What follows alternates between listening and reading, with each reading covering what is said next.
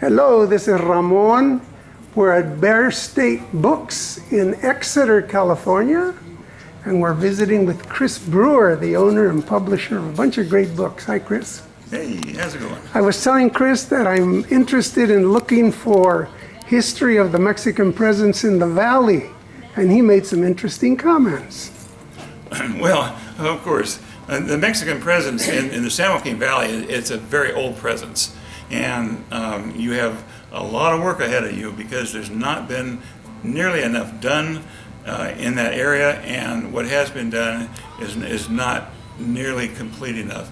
And I certainly suggest that you get a hold of the papers of Arnold Rojas and go into, you'll find some things in the files of the Kern County Library that they don't even know they have, but you need to go in and ask for specifics like Arnold Rojas file, how about the file on Panama, the files on the Hispanic population in Bakersfield. Ask them for some of these little obscure things, and you'll come up with some information that you never dreamt was there. But the Mexican population in the Kern County area was there long before the white population. Frank Latta has always said that they settled down in the Panama area, and that's New Panama, not old Panama, not New Panama that's there now.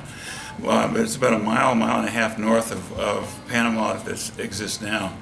But there was a population down there pre-1850, and it's also documented in other very old books, history books, and I think you'll find that, and you need to look at that because that's going to lead you to some other history, and it'll give you a progression of things that happen in Kern County.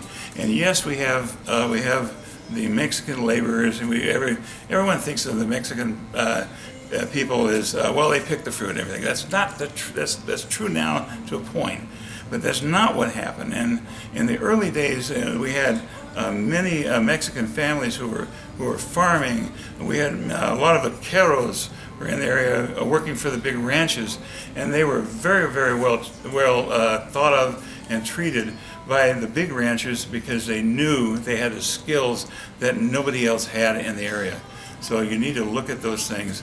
But go into some of these, like with the Rojas things, you need to go up to Shafter and go into that area because there are a lot of old or older Mexican families or Hispanic families that are still in that area and still in the Bakersfield area.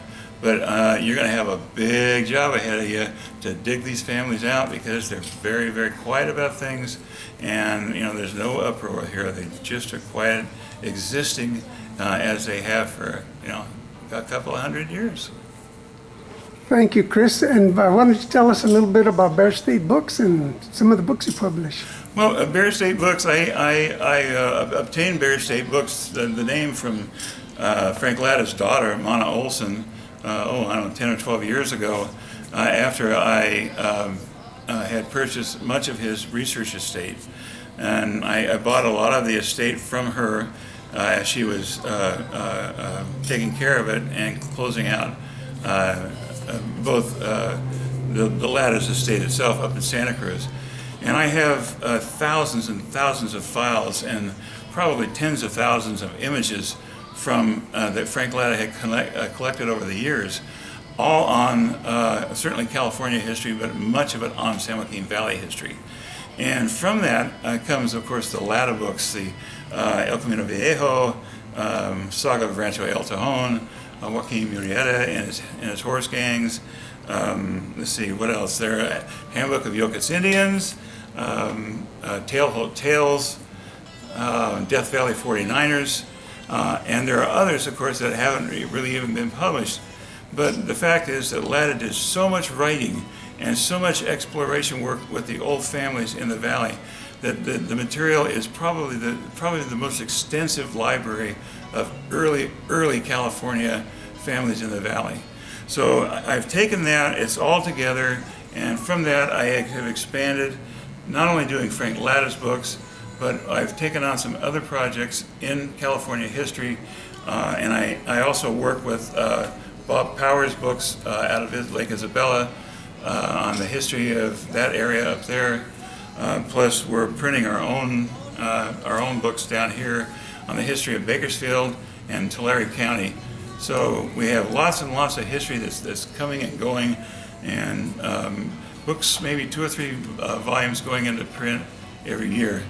I'd like to push for more, but time and money kind of set the pace for us. But Bear State Books is still active. It was Frank Latta's publishing house for probably 30, 35 years. And I'm very, very proud to now be running Bear State Books, and I hope I can keep it going for another 20 or 30 years. All right, go ahead. Well, for this issue of the handbook, this is the original, a copy of the original cover that Frank Latta put on the first edition of the handbook in 1949. And what I decided that because we were going to do this again, and I'm working with the Table Mountain Rancheria people to preserve their heritage, and because of all of that, I wanted to replicate the original cover, and it's a wonderful cover, and we took this off of the original artwork that we had out of Frank Latta's library. So it's a fantastic book, and there are several thousand copies finally that we've gotten out. Most of them will be available through the Rancheria at Table Mountain, and Bear State Books, of course, has we have another 500 copies available here and through Book Garden in Exeter.